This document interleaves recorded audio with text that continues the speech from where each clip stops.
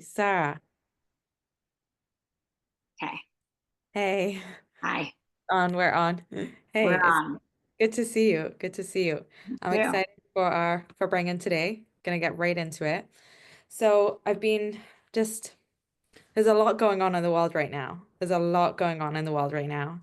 And I feel that Shluchos especially, but really all of Chayei Sara and everyone in the whole entire world, we're really holding these two like extremely opposite polar, opposite energies.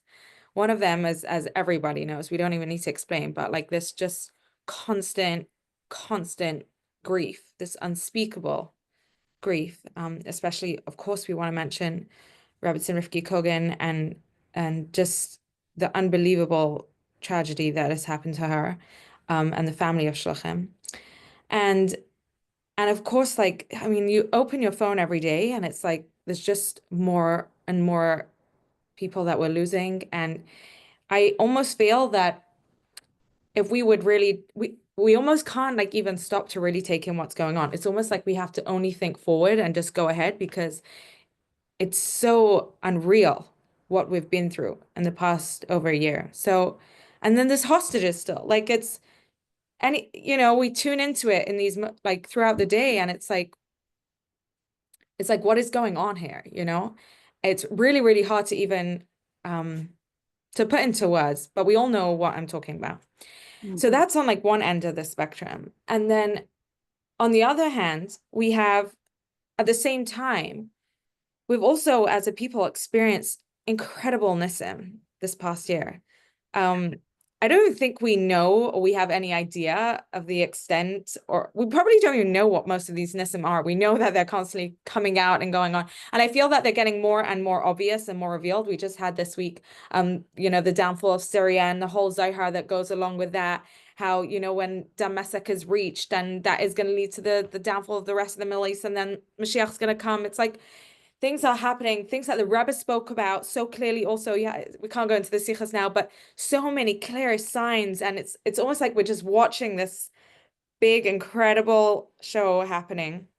Yeah. And yeah, I really feel that just in general, I think I told you this, but like the theme of the year is big change is coming. There's big change coming. I don't even think we realize like the pace of how fast things can happen. Mhm. And yeah, to the extent that I think like there's someone in the White House soon.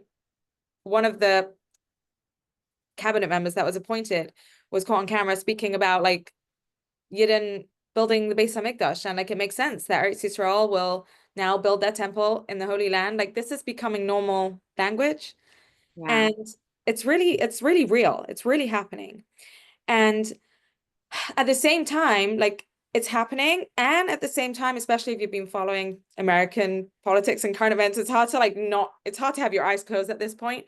You really know that we also need to participate.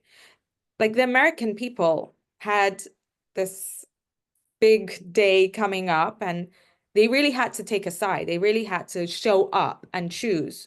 Are they going to choose the side of life? Are they going to choose the side of good and godliness, generally speaking?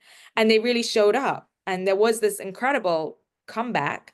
Um, and yet, and yet it was really down to each person who made the difference that made it happen. And I feel that as a people, as Yidden, we also, our hearts are open. I think everyone is feeling really awake. We're feeling the magnitude of the moment. And at the same time, we know that we need to participate. We need to make this happen. If we're going to see the full Gula Mitzvah Shlema, like in all its completion, we need to vote. So that really brings us to the topic of today, which is Kabbalah's Pnei Mashiach Tzidkenu. We just came from the Kinus Hashluchim, and many shluchos are those who are learning Dvar or listening to Shiurim. There is the incredible, huge sicha of Chayei Sara base where the Rebbe really charged us with not a new shlichus, but like a whole new way of seeing our shlichus, and a way in which everything we do is going to be infused with this. And it really is like a fundamental shift in how we see everything. And the Rebbe spelled out clearly in that sicha that our new shlichus, our new way of doing everything that we've been doing till now is in a way of being makabel pnei Mashiach tzidkenu. And I know there's a lot to unpack when we, it's a long sikha, it's a beautiful sikha. I really highly recommend everyone going to learn it inside. I always felt that we also need to take the Rebbe's words at a very just literal level. Really just hear what the Rebbe, just take a moment to really hear what the Rebbe is saying. And I feel before we jump into this topic, I feel that it's especially appropriate that as shluchos, we are the ones that are discussing it right now. Because specifically the Rebbe uses the word to be makabel pnei Mashiach tzidkenu. And we know as Chassidim, we've learned Chassidus that a woman, the feminine, is a makabel, and we therefore have and as you know, I'm sure everyone knows that makabel has, if you had to boil it down in Chassidus to a few themes, the makabel would be number one, the receiver, or really receiving. Then a makabel is also all about speech and articulation, and of course, being a sorry. Oh, yeah. Being a makabel, yeah. Sorry, I got myself confused for a moment. And then also Malchus is connected to, because Malchus is the makabel. That's why I forgot to say, but I think it's self-understood. And then amazing, by the way. And then thank you. And then Malchus is, yeah, of course, about kingship, really kingship. And I think that they all come together. That as shluchos we have maybe a gift, a way to really go to the Rebbe's words, to go into the sichos and really look at what the Rebbe said, really receive those words, really hear them, really listen, really hear the Rebbe, and really appreciate the Rebbe as the Melech HaMashiach that he speaks of himself to be, and appreciate that takes receptivity, that takes receiving, and be able to use our power of speech and articulation and our intuition to really say what needs to be said. And I just want to insert in here, because I think it's important to say that obviously this topic can bring up a lot of different opinions, different emotions, a lot of subjectivity, and that's completely valid. And I think it's very important, and hopefully, I just want to take a moment also to just ask Hashem to put the right words into our mouths as we go through this Farbreng. Amen. Amen. I lost my train of thought because, can you bring me back? Well, you were just saying how this, we want to take the Rebbe, at his word, right? We want to really look at the sichas and not complicate them, and let's as women to be able to just really, we have this ability to listen, right? As mothers also to our children, to really hear what they're saying. It's so easy to just like jump to conclusions, but to just actually really focus on the words.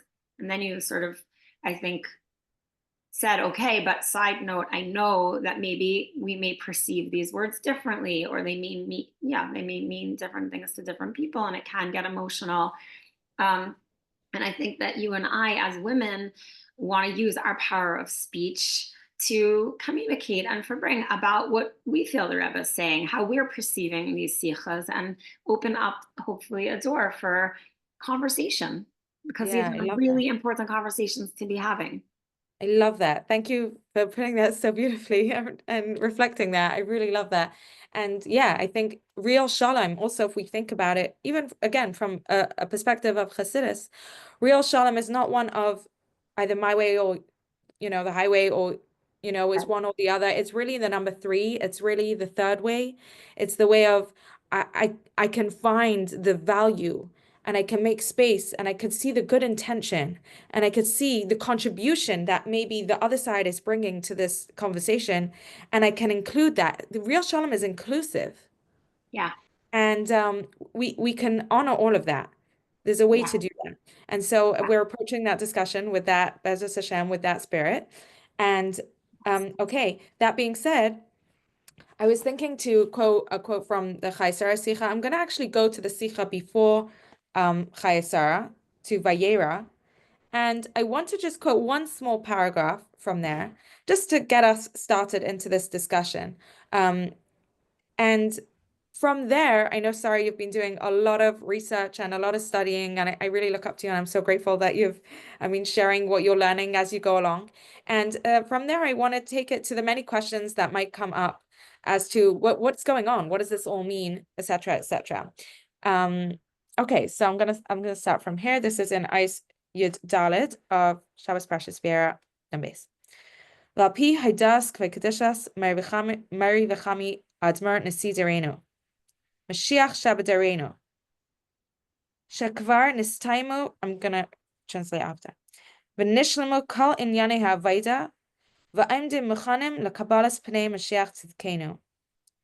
Harei biyamenu elu nisbatlu kol hamnias ve'kovim, v'kevan shekain yeshna loirak hamitzias de Mashiach, ala gam hisgalas de Mashiach. V'achshav tzrichem rak lekabal pnei Mashiach tzidkenu v'payal mamish. So the Rebbe says, according to what the Frierdiker Rebbe Nasi Dareinu, the Mashiach of Adarenu, said, and we are going to go into that, Sarah, you mentioned, to explain in a different video why the Rebbe speaks in that way, of quoting of his father-in-law, that already all other avodas are completed. And the Rebbe refers elsewhere to the avodah of spreading chassidus all around the world, and even polishing the buttons. It's all being completed, and we are standing ready to greet, to be makabel, to receive Mashiach Tzidkenu. So now, in these days, everything, all manias ve'kovim, anything holding us back, is nullified. And that being the case, we don't just have the Metzias of Mashiach, we don't just have the existence of Mashiach, but also we have the revelation of Mashiach. And right now, all we need to do is to be makabel him. Wow. To greet him, to receive him. Every time I read it, it's like it hits again. I'm like, very powerful words. Yeah. Yeah. And there's words like this all over. Yeah. This is just one quote. So let's just take a moment to really hear that. Yeah. Hear what the Rebbe is saying. It's almost like I can only say so much. I can only say so much. I can only push so much. Ein malach b'lai am. We know in Chassidus there is no king ultimately without a people. There is something here that we've got to do. Yeah. So Yeah. with that in mind, Sarah, I'd like to invite you to really start from the bottom up. We're going to go build from the ground up. We're going to go from the very basics, pretend like we know nothing. Actually, I'm reminded of a story that I really like. I really appreciate this Rebbe story. It's one of a bacher that went into Yechidus. I don't know the details, I'm sorry. And he kind of complained to the Rebbe that he didn't feel that all his studies were really affecting him, changing him as a person. And he asked the Rebbe for bracha and advice. And the Rebbe told him that when he's learning, he should imagine there is a university student sitting across the table from him. And everything that he's learning, he has to really translate and explain. He can't take anything, as a given. And then the Rebbe said to him, you should know that student is not sitting across the table from you. He's sitting inside of you. When you can explain it to yourself, then it could start to really change you. Love that. Yeah. And so there could be a lot of, that's why the Rebbe pushed so much learning in Yana Gila Mashiach, because, we want it so bad. We talk about it a lot, but when we really understand what is Mashiach, what is Geula, what is his role? Who is this person? Why? What's it got to do? All of that. Really, really appreciate that. And suddenly things become so crystal clear. So with that, I want to start, if that's okay with you, from the very basic halacha. Let's start with the Rambam. The Rebbe really encouraged this. Rambam. Yeah. What is halacha? What is the Jewish, not my Chabad, Lubavitch, nothing. What is the Jewish perspective on who is Mashiach? Okay. So I want to preface. So we have, right, many references about Mashiach all over the Torah, okay? Just like we have references about any topic in Judaism all over the Torah. That's what the Torah is all about, right? But what does it mean to codify halacha? It means that when a person is learning the Talmud or they're learning Chumash, most average people can't derive the halachas straight from there, right? Even though it's all there, all the halachas are in the Talmud, but to be able to derive it out of the Talmud when there's so many different opinions and so many different ideas, what's the halacha l'maisa is very difficult for the average Jew. So, so the code of Jewish law is taking the Talmud and extracting all the bottom lines, right? So this was done by the Rif, the Rosh, and the Rambam. And so the whole Shulchan Aruch is basically based on those three codifiers, okay? The Rambam is the only one, though, that gave us the halachas of Mashiach. So the Rambam is the final say on those halachas. It is the bottom line. Every Jew accepts it. There's no other opinions, okay? Yeah. So in the Mishnah Torah, where the Rambam put all the halachas of the Torah, the last two chapters are the halachas of Mashiach. That's the second to last chapter, Melech HaMashiach, King Mashiach. And then the last chapter is the halachas of the Geula, of the time of Mashiach, of that period of time, Yemos HaMashiach, the Geula. Yeah. So I think it's very important also as we go into these halachas to clarify that when the Rebbe is saying Mashiach is, we have the Metzias of Mashiach, right? We also have the revelation of Mashiach. A lot of times people you kind of interchange the word Mashiach and Geula, and when they say Mashiach, they really mean the time of Mashiach, like Yemos HaMashiach, the time of Mashiach. When the Rebbe is saying here we have the Metzias of Mashiach and the revelation of Mashiach, he's talking about Mashiach, the person. When the Rebbe speaks about Geula, he uses the word Geula. When he speaks about Mashiach generally, there are times where he might use the word Mashiach referring to the times of Mashiach, but generally speaking, and it's for sure here, when the Rebbe is saying, so how do we know that? Because what is the Metzias of Mashiach? And the Rebbe explains this in other sichos as well, is that in every generation, there's someone who has to fit this role that we're gonna go into the Rambam and explain what the Rambam says those criteria are, because we believe that Mashiach could come at any moment and take us out of Galus. So there always needs to be someone who fits this criteria. So in every generation, there is the Metzias of Mashiach. So the fact that the Rebbe is saying we also now have the revelation of Mashiach means, furthermore, that this person is now revealed and that he can do his job, but we have to accept him. That's what the Rebbe says there, and he also says it in the Chayei Sara. Yeah, I think just to jump in for a second, I think it's such an important distinction that you're making, because it's almost like it's very important to remind ourselves that Mashiach is a real person with a real mother and a real father, has a whole life behind him, because it's so incredible and so almost unreal, like the whole Geula Mashiach, the way maybe we've perceived it to be, that maybe it doesn't register in ourselves as, no, this is someone who really exists. This is someone out there. Yeah. Or that is known out there, Yeah. So, yeah, and then there's a bit of a misconception that we don't know who he is, right? That should Mashiach reveal himself, he's gonna, climb out of a cave. And the Rebbe made it very clear that we know who Mashiach is. He's the leader of the generation, is also the Mashiach of the generation. The Rebbe said it over and over and over again. So it's not an obscure idea. We know who it is, right? But we're going to go into the halachas of Rambam now and just describe the criteria for Mashiach. Okay. Yeah. So Mashiach needs to be a descendant from the house of David. Okay. I have it in front of me because I wanted to do it in order. Okay. He needs to be from Malchus Beis David. So do we want to do each criteria and then explain how the Rebbe fits those criteria? Yeah, I think that makes sense. Okay. So yeah, go for it. Go right in. Okay. So the Maharal of Prague has the family tree that goes back to David HaMelech, okay? and all of the Chabad Rebbeim have have a family tree that goes back to the Maharal of Prague, which means they all have a family tree that goes back to David HaMelech. So that's, that's an easy one. We can check that one off, right?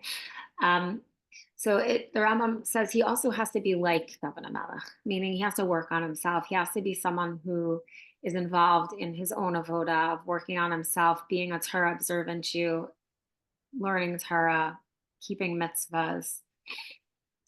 He has to be a tzaddik. Okay, it says in Tehillim that David's heart was slain within him, right? He slayed his heart through fasting. He worked on himself. He was always doing tshuva. He was a tzaddik. He was also a prophet, David HaMelech. Okay, he was like a very holy person. Okay, so Mashiach needs to be a descendant of David, and he also needs to be holy like David. Okay, which I don't think we need to explain how the Rebbe fits that criteria. Okay, then he needs to compel the Jewish people to walk in the way of Torah and mitzvahs. Okay, like that's okay, and I think that that's also very easy to see how the Rebbe. I mean, who has had a reach, the worldwide reach, the way the Rebbe has over all Yisrael? Like, it's like every person that you meet either has like a personal connection to the Rebbe or Chabad, or is like one person removed from it. You know what I'm saying? Like it's amazing. It's really. Can I pop in here, and I shared this with you, but I think it's a cute word and it's my own word, but that says in Pirkei Avos that Kala Aimar Davar B'Shem Aimrei maybe Geula L'Olam. Anyone who says something in the name of who he heard it from brings Geula into the world.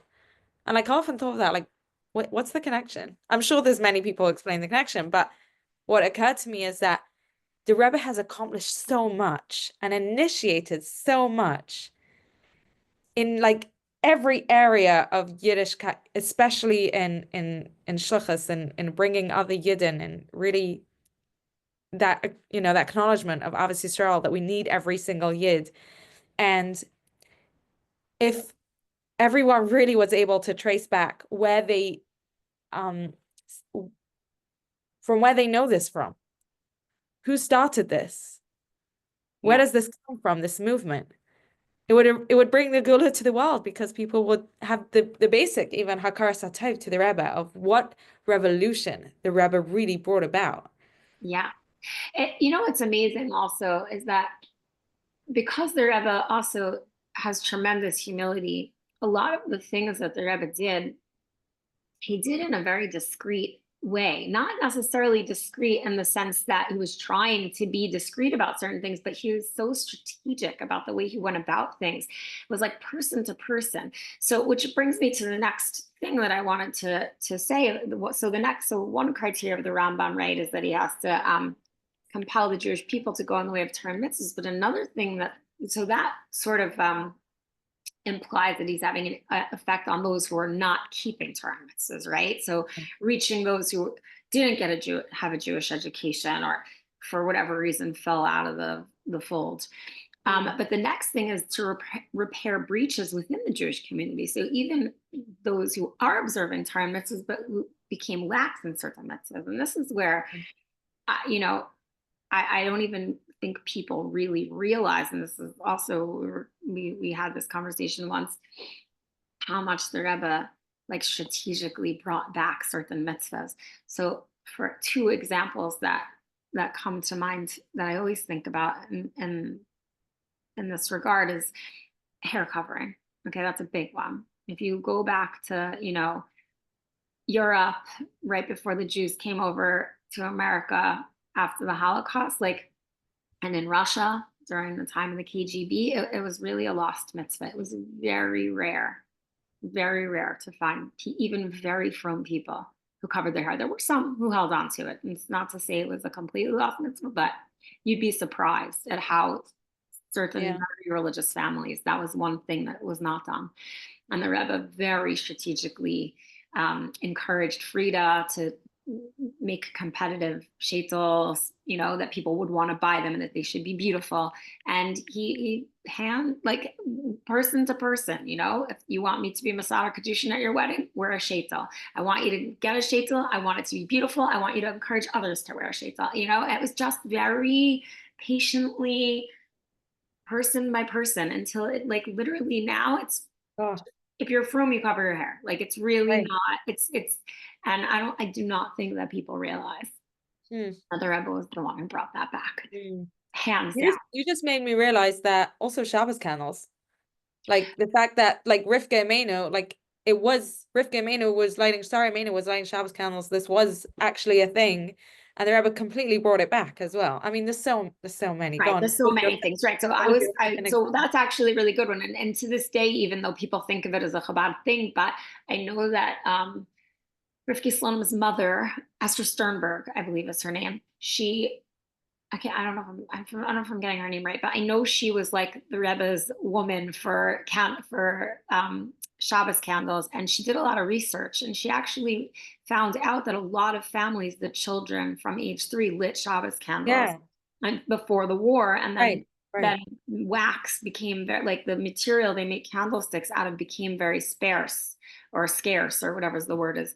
I don't know if that was proper English, but it became hard to get, and so then only the mother was lighting, and then it just got lost. So it's another thing, repairing breaches, like right, little girls lit Shabbos candles in many, many, many families is not just a Chabad thing.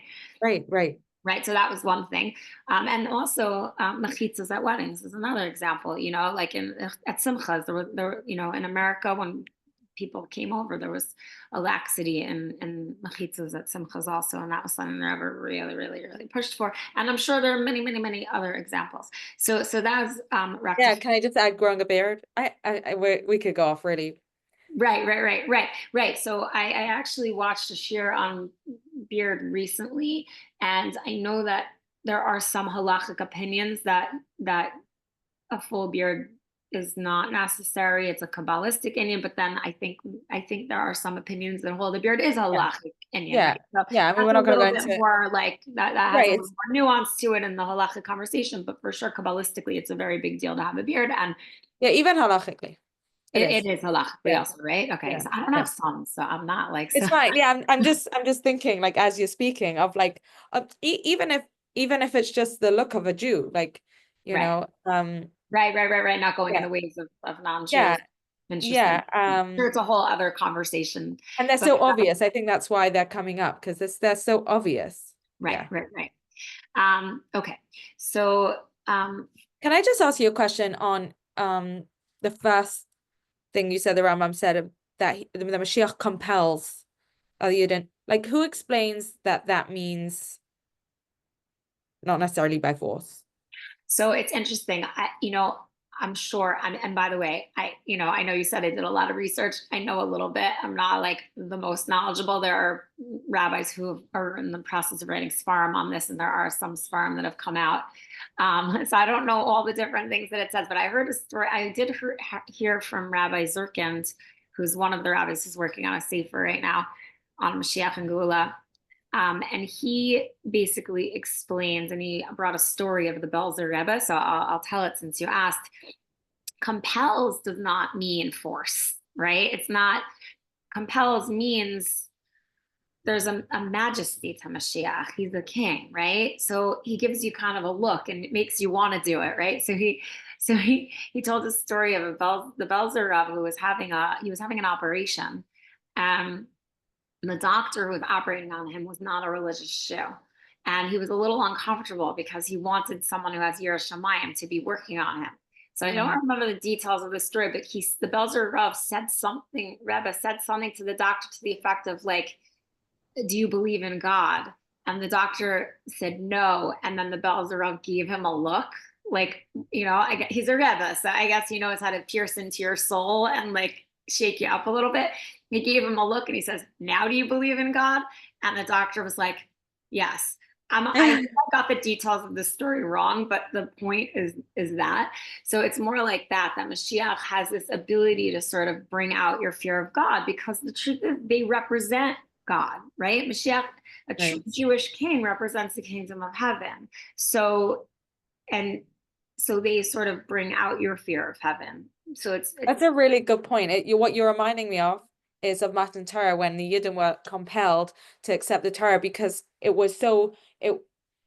saw the Eibishter so clearly There was such a clear revelation of godliness. You couldn't ignore it. You couldn't not.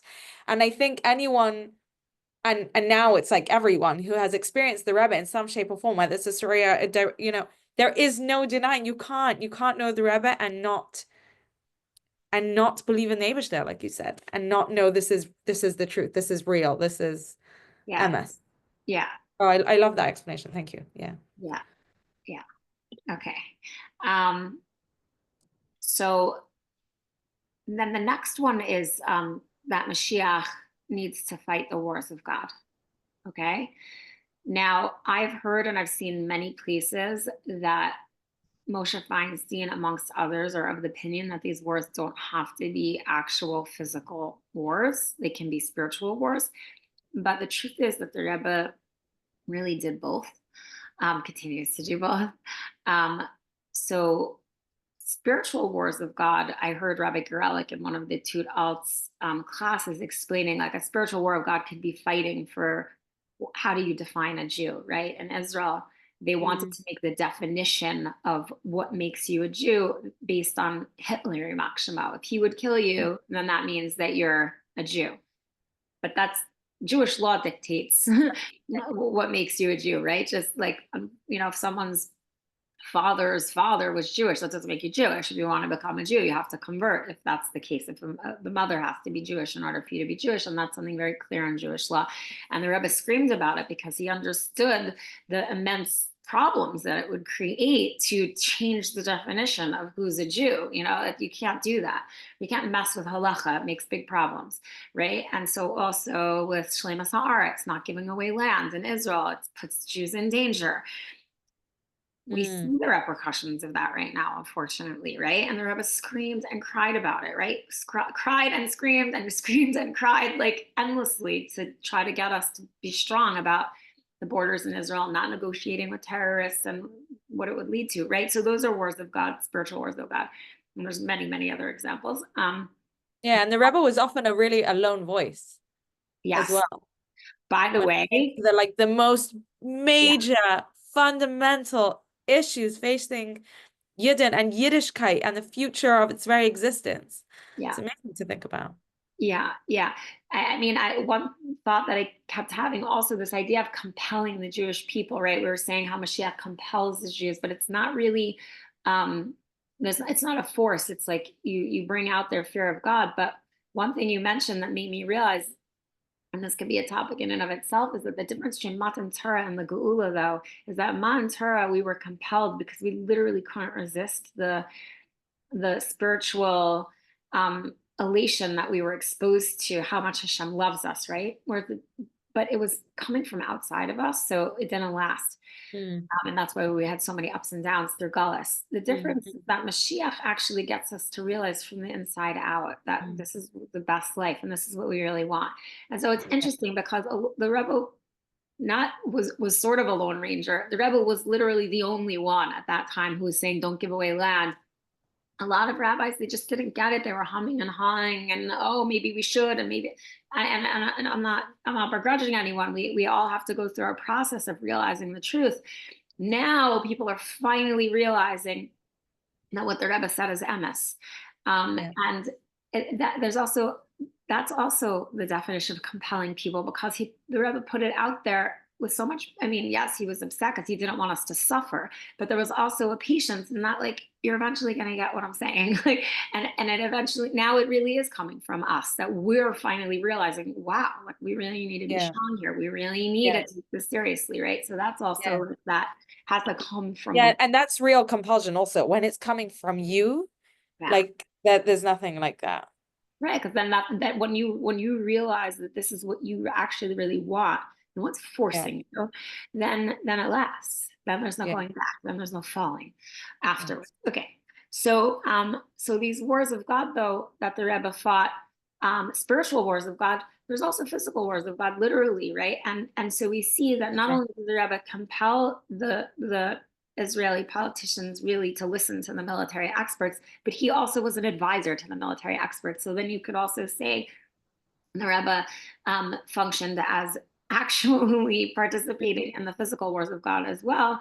It's not maybe not a lot of people know this, but I heard this from Rabbi Paltiel actually, that the Israeli military had, like, what's the word? Open access to the Rebbe's back door. I mean, he just Wow. of his home, not even to 710. Wow. So normally, if you wanted to meet with the Rebbe, you had to make an appointment with the secretaries, and you had to, you had to wait a long time, go through the system.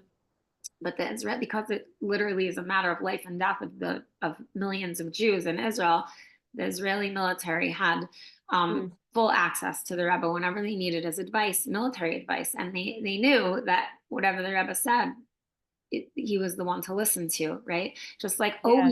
always in throughout, if you look in Tanakh, the wars of God, they always went to the prophet um, Mm. to get advice Right. how to win the war, right? So Right. it's no different now. It's like you were saying before, how we sort of envision Mashiach as, like, this like fantasy, right? And we envision the times, I think, of the Beis Hamikdash that way too. But here Mm. we have, like, the Israeli military getting advice from the prophet, right? Yeah. And the I love Rebbe, how you put that. the Rebbe telling them how to fight these wars and how to win and how to be strategic. So it's, to me, the way I see it, the Rebbe fought the wars of God spiritually and physically. Very Um, interesting. okay, so that's Yeah. that's the definition of what the criteria someone needs to have to be what we call Heskes Mashiach. Heskes Mashiach means presumably Mashiach, meaning you can assume they're Mashiach, okay? There's certain things that they need to complete, and we can talk about that. I don't know if we'll talk about that today or in Mm. another session. To be Mashiach, Vadai, definitely Mashiach, but to be Heskes Mashiach, again, also, like you were saying before, we tend to think of Mashiach as like this fantasy, and it's a huge service to ourselves to do that, because when you take something and you make it abstract or out of your frame of reference, then you don't recognize it when it's right in front of you. And the Rambam clearly says if someone meets his criteria, you can assume he's Mashiach. Like, it's not, it doesn't need to be emotional Right. or very Exactly. complicated. It just Right. is, right? So, Right. and I think that most people now across the board, definitely before Gimel Tammuz, there were many big rabbis who said for sure the Rebbe meets the criteria of Mashiach, even though, could we actually believe that this person we've been waiting for since the beginning of creation is here? It's huge, it's big, it's like pinch me, is this real?